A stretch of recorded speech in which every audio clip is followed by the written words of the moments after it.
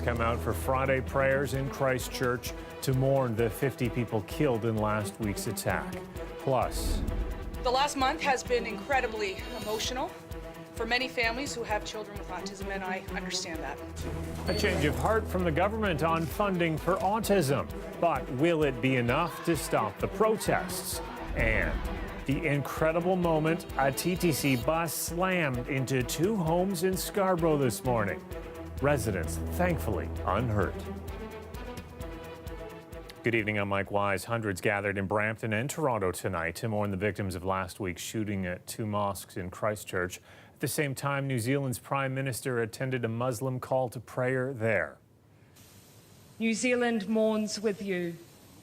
We are one. Jacinda Ardern joining mourners in 2 minutes of silence at Hagley Park.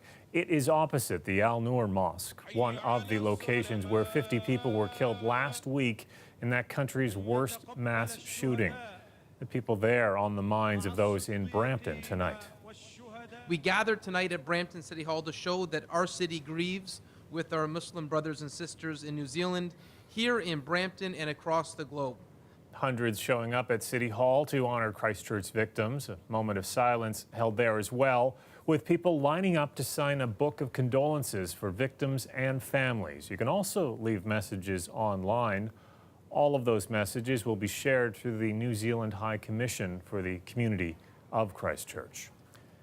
And here in Toronto, a similar vigil at Nathan Phillips Square that also focused on anti-immigrant sentiments in Canada and the challenges faced by many newcomers here. Kelda Yun reports. We are separated from our families for years. They took time to remember those who lost their lives in New Zealand last week. But many who came to this rally in Nathan Phillips Square say they're all too familiar with hate closer to home. I have been spat on, I have been called names. I was on the bus, minding my own business. And a white guy came up to me and say, "You need to go back to Africa." While a prayer was said for the victims of Christchurch, we are many and they are few. Organizers wanted to draw attention to problems faced by some workers here. Today's rally is also to mark the launch of the Migrant Rights Network. Its aim is to create a national platform to push for legal reform to better protect refugees and migrants ahead of the federal election. Organizer Syed Hassan says over 70% of migrants and refugees in Canada only have temporary residence status. That means they can't get work. If they get work, it's very difficult for them to change jobs. People don't have access to health care. People can't get education. People can't have their families with them. It's a constant state of precariousness which has been created by immigration laws. Beyond changes to the laws, this activist says people need to start choosing what they say and how they say it more wisely. In this country, Muslims are far more likely to be the targets of violence rather than the sources of violence. I think if our public discourse actually was a more accurate reflection of reality, that would be a big step towards addressing many of the misconceptions and stereotypes. Similar rallies are planned for May and June. Kelda Yun, CBC News, Toronto. Well, some tense moments tonight at Brock University in St. Catharines. The campus was briefly shut down while police investigated a serious assault there. Niagara police were called to the school around 8 p.m. for reports of an incident at one of its residences. That was at first described as a shooting, but police arrived to find two people with stab wounds and another that appeared to be shot by a pellet gun. 4 suspects were seen fleeing the campus in a vehicle. No arrests have been made. The university campus has since reopened. Well, some incredible security footage to show you of a TTC bus crashing into 2 Scarborough homes this morning. It was a startling way to wake up. The video shows the moment a TTC bus jumped a curb and plowed into the houses. The driver has been suspended with pay tonight. Ali Chasson has more on the damage and the reaction. I'm just going to get out of the way so you can take this all in. The garage has been shorn off. The balcony was taken down with it. That car was parked in the driveway. The TTC bus came to a stop by slamming into the second house here. The homeowner's security cameras recorded the whole thing, and the footage is jaw-dropping. We heard like a bomb explode. Then after that I saw my wife screaming, my kids are screaming. While structural engineers assess the damage, this family is staying at a friend's house down the street, and they could be there for months. Really upset, Yeah, we are living this house from the beginning, 15 years. This is the third time in about 10 years that a vehicle has lost control at this corner. A car once took out their lawn ornament. A garbage truck once hopped the curb here. This is by far the worst. I never ever expect the TTC gonna hit us. Can you tell me a bit more about your interaction with the driver? I went to ask her, how are you okay? Nobody came like that. Yeah, there's something wrong, maybe sleepy, or some other phone call, or we don't know. Obviously, it's the homes and the cars that took the most damage, which is so lucky considering that's their daughter's bedroom. Amazingly, she wasn't in that room? Yeah, she wasn't there that time. Normally she sleep there, but yesterday she wasn't. She was in the other room. She went to sleep with my other sister. Her sister. While both families will be on the phone non-stop with insurance companies, the TTC will be conducting a full review into how this happened. Ali Chiasson, CBC News, Toronto.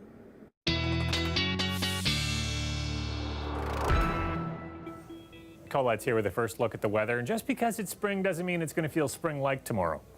That's exactly right, and that's what spring's all about, right? The ups and downs that we're going to be seeing, and we're headed towards a down in terms of the temperatures and some really strong winds on tap for Friday, even lingering into Saturday as well. So having a look, one system that's well off, it's really over the eastern seaboard, having quite an impact there, but it's going to see on the backside bringing some precipitation even in towards eastern parts of Ontario, towards the Ottawa Valley, through Kingston, all through the St. Lawrence region. 5 to 15 centimeters Friday into Friday night. Okay, we're not talking about that, but with the cold front moving through, we are talking about a little bit of a dusting of snow here, mostly flurries for the GTA in terms of what we'll see. Could even be a bit of a mix towards the shoreline with some rain showers.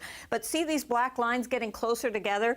They're connecting areas of equal barometric pressure. And when we see that pressure gradient getting tight like this, we're looking at some windy conditions. So that's what happens for us through the day, especially through the afternoon, and then building to tomorrow evening. Some of those winds gusting to 60, even 70 kilometers an hour. We will see a clearing trend eventually, but we'll probably hold on to quite a bit of cloud cover into the afternoon hours before that high pressure starts to build in. It's going to set us up for sunshine over the weekend, but it's going to feel a bit cool, especially Saturday morning. I'll go into more detail on that. But for overnight tonight, 2 degrees with some of those flurries, and tomorrow 3 degrees with some windy conditions on tap, Mike. Certainly. Okay, thanks a lot, Colette. You're welcome. Parents of children with autism say they are relieved the Ontario government is going to be making some tweaks to its controversial new way of delivering and funding services. For the past month, the government has faced heavy criticism from parents, school boards, and the opposition. Today, it walked back some of its reforms, with the changes set to take effect in less than 2 weeks. Lisa Shing has the details. It's hard to dispute that parents of children with autism are a passionate group. Since the province announced changes to the autism program, they've been making a lot of noise in front of the legislature and inside. And you're too afraid to face us because you're failing kids across the province. And today, an indication the province heard them. Parents were right when they said that autism is a spectrum. Last month, Lisa MacLeod said as of April 1st, children with autism would get direct funding for treatment with caps of up to $20,000 a year for children under 6 and $5,000 for kids between 6 and 18. Families earning more than $250,000 a year would not be eligible. Now they will be, and MacLeod says children currently getting publicly funded therapy will continue to get it for another 6 months. The province will also consult on how to help kids with more complex needs. It takes a lot of courage in politics to say, oops. Although the social services minister did not admit she was wrong. The plan was the right one. It still is the right one. We're just enhancing it. She's opened the door a crack. I plan to run right through it as fast as I can. The province's autism program costs about $321 million. The government has added another $10 million to support children's treatment centers. MacLeod said today the government is prepared to go further after consulting with parents this summer. But these changes are too little for the NDP. $5,000 a year is not near enough money to provide funding for families. And come too late for the Liberals. I will not give the government any credit this morning for something they should have done in the first place. McLeod says the government's priority is still getting the 23,000 children off the wait list. Lisa Shing, CBC News, Toronto.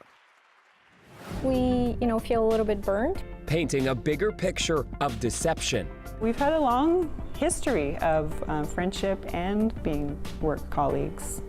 So that's why this sort of stings a little bit more. I'm Chris Glover. Tonight, our CBC Toronto investigation continues as 5 more artists speak out about a former Toronto gallery owner. I want to, somehow redeem myself. And you'll see how the man accused of ripping off fellow artists is addressing the controversy.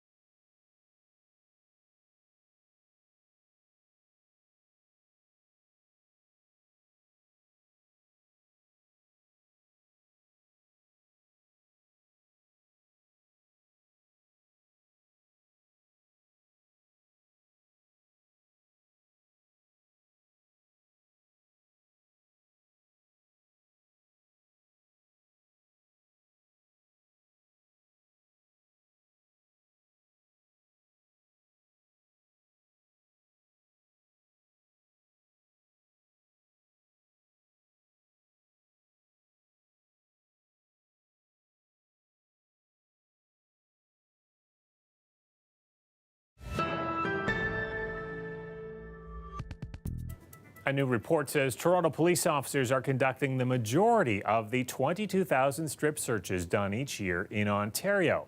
And that report is questioning the rationale behind them, saying too many are in violation of the law. Our examination of strip searches at the systemic level found that too many strip searches continue to be conducted, and too many strip searches continue to be the subject of adverse judicial findings. The report was done by the Office of the Independent Police Review Director. It is recommending police services take a close look at their strip search practices. That's because it found procedures for the searches are not consistent from one service to another, and that there's frequently no justification for performing one. Well, we have an update on an exclusive story we told you about last week. 5 more artists have come forward with allegations against former Toronto gallery owner Stephen Schwartz. They say they gave Schwartz art to sell, but they never got their money or their art back. Chris Glover broke the story last week and has more on these new allegations. He actually brought this for me. This is what I mean. He's a wonderful person. In 2014, Gosha Kostyuk gave one of her sculptures to a gallery owner to sell. But other than in this magazine feature he brought her, she says she's never seen it again. How does it feel now to look at it? A little weird, especially since this is the piece that he still owes me money for. She alleges former Toronto gallery owner Stephen Schwartz agreed to sell the sculpture along with this painting, but she never received money. We, feel a little bit burned because we thought that, Steve is a friend of ours and we could trust him. Pink ones were sold. Her inventory list shows Schwartz sold at least 10 of her pieces and paid her. But in 2017, he sold the $4,200 sculpture pictured in the magazine. And Kostyuk says Schwartz told her he didn't have the money to pay her and then stopped returning calls. I don't think he intentionally set out to, betray all of these artists or take advantage of them. The allegation follows a CBC Toronto report last week when 2 artists alleged Schwartz ripped them off. In total, CBC has now spoken to 7 artists about 17 pieces. They allege Schwartz owes them roughly $30,000. We've had a long history of friendship and being work colleagues. So that's why this sort of stings a little bit more. Painter Kelly Grace shares studio space with Kostuic and introduced her to her longtime friend, Stephen Schwartz. Grace says Schwartz never paid her for 5 paintings and once offered her another artist's work in exchange. We pour our hearts into it.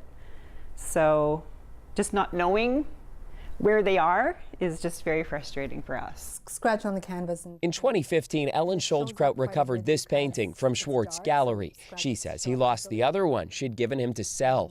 Despite a contract, she says Schwartz also offered her another artist's work when he couldn't find hers. He would have cheated somebody else. He would have given me a painting of somebody else's painting instead of my painting. Schwartz filed bankruptcy in 2013. He moved his gallery from Toronto to Port Hope, but continued to deal art. I've made, so many good things happen. But when I was closing up, there were a lot of things went wrong. I admit, to mismanagement. He disputes ever offering to pay with another artist's work, but does not dispute most of the other allegations. I want to, somehow redeem myself and get work back to them and pay them. I don't know how yet, but that has always been my intention. To raise money to pay back, he may be part of an art show fundraiser. Meantime, he says he's trying to connect them with the lost art. Chris Glover, CBC News, Toronto. You feel you want to help keep this planet livable in a way. You want a future for the children and the children of the children. A group in Roncesvalles is committed to cutting back on their use of single-use plastics. Now they have some local businesses joining in on the fight. We'll tell you how after the break.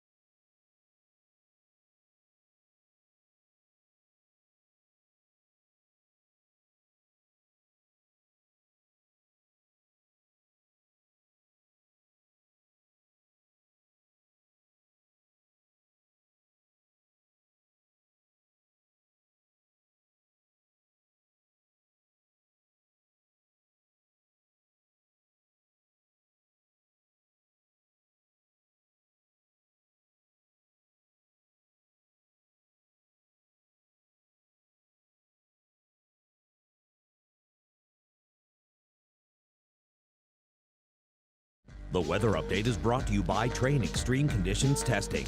It's hard to stop a train, really hard. Train, the most reliable heating and cooling brand. Ontario is looking at banning single-use plastics, including bags, water bottles, and straws.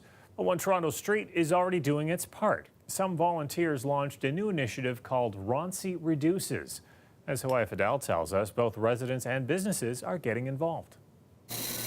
For Tina Soldeveri, cutting back plastic consumption is simple. This is a net bag, and that works well for bigger stuff and for produce and vegetables. Her secret is to BYOB, bring your own bag. Through her initiative Ronci Reduces, she's asking others to do the same. The question that needs to be asked too is it a good deal for nature? The Ontario Ministry of the Environment just put out a report that shows each person in the province produces about 1 ton of waste every year. Now Ontario is considering a ban on single-use plastics like bags, water bottles, and straws. That's why Soldeveri decided to start in her own neighborhood.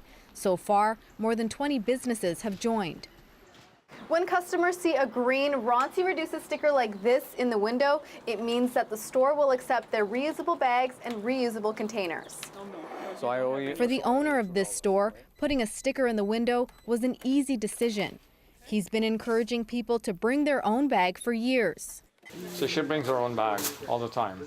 And customers are listening. So I either don't bring a bag and just carry things home, or bring, a few bags if I know I'm going somewhere. Just a few blocks away, The Goods was also quick to sign up. We're pretty excited about this one. The owner is always looking for new ways to reduce waste. Having a group locally that's supporting the same initiative and knowing that they'll be letting other people know, we just want to spread the word. We're very excited about it. The Area Business Association says reducing the waste in the neighborhood is a top priority. So if we can get both community and businesses to work together to help improve that, then that's a bonus. For Soldeveri, it's about making the planet livable for future generations. You want a future for the children and the children of the children. Hawaii Fidel, CBC News, Toronto.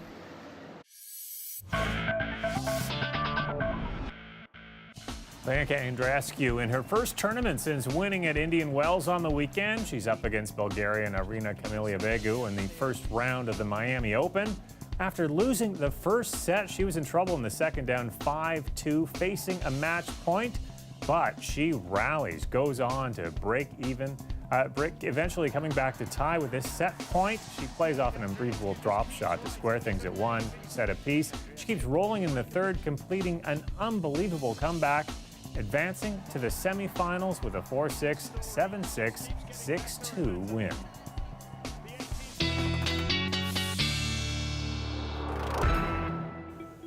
Colette's back with her extended look at the forecast. If we can hold on and survive the win tomorrow, we've got a nice weekend after that.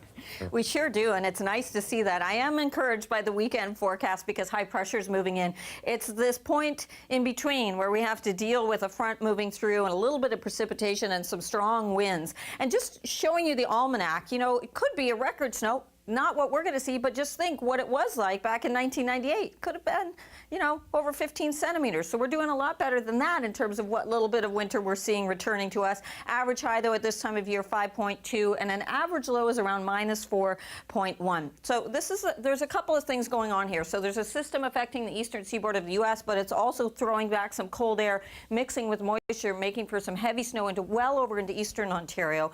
But the northwesterly winds behind this system and kind of a secondary cold front going through means a little bit of lake enhancement with some snow, 3 to 5 centimeters even possible back here towards Georgian Bay, but it's mostly going to be flurries mixing with a little bit of rain shower activity at times in the wee overnight hours tonight and perhaps lingering into tomorrow morning, so there could be some wet spots on the roads for the morning commute. The winds will be picking up through the day from the northwest, and they'll be sustained around 40 to 45 kilometers an hour, but the gusts are going to be up there around 60 to 70. So a wind chill factor comes back at us again, along with the cooler temperatures. Eventually, we'll get into a bit of a clearing trend, but otherwise quite a bit of cloud cover earlier in the day on Friday. But high pressure, and this is a very strong, large ridge of high pressure. It's going to be kind of blocking everything. That's going to be bringing sunshine in for the weekend. It's going to be a cool start on Saturday because the winds will still just be easing, and we'll have another wind chill factor to deal with. But it will improve through the weekend with the temperatures soaring on Sunday. I want you to see some of these winds, sustained winds that we're looking at through tomorrow, especially afternoon and evening, with those stronger gusts, as I mentioned, before they start to ease up as we get a little further into the weekend. Southwestern Ontario overnight tonight with some scattered flurries and those lows just kind of hovering above the freezing mark. Still some scattered flurries possible tomorrow. And look at these highs, 2 to 3 degrees. We won't fare much better here through the GTA. 1 to 2 overnight lows, maybe a bit of mix in a few areas, but it's pretty light stuff and scattered. And tomorrow afternoon, 2 to 3 degrees for the highs. I did say we'll see building temperatures on the weekend, so let's get into that. Saturday, breezy in the morning. Overnight low of -7 means a cold start Saturday, but we get up to 4 or 5 degrees. And then Sunday, lighter winds, lots of sunshine, and the thermometer going up to double digits, Mike. But look at that steep drop on Monday. This is total roller coaster season. I know. I was trying to kind of ignore that. Let's just talk about the weekend. All right, thanks, Colette. You're welcome.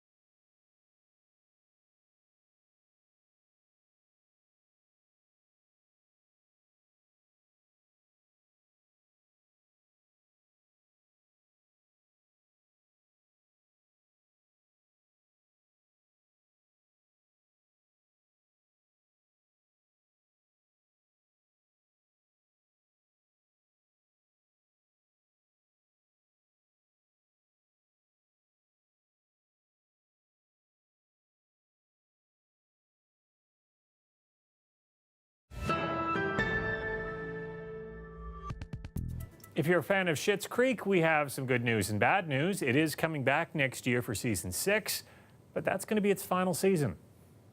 You're coming. You're coming to New York. Pack a bag. Pack 2 bags. How many bags do you have? I'm saving you from this dumpy town. The cast announcing today that the news that the show follows the once rich family forced to start over with no money in a small town. It stars Eugene Levy and Catherine O'Hara. They made good use of their comedic chops honed on classics like SCTV. Levy created the show with his real-life son, Daniel. Now, over the last 5 years, the show has developed a devoted fan base, won dozens of awards and international acclaim, especially after Netflix picked it up in the U.S., where it has become a critical darling this season. Levy says he wanted to go out on a high. Well, the Clarkson Cup is taking place this Sunday in Toronto. It's Montreal versus Calgary for the Canadian Women's Hockey League Championship. Tomorrow on Metro Morning, Matt Galloway welcomes Jana Hefford. She's a former hockey player and the league's interim commissioner. She'll be talking about the state of the sport and her plans to grow it. You can hear that tomorrow at 7:40 on CBC Radio 1. I'll see you back here tomorrow night at 11. Good night.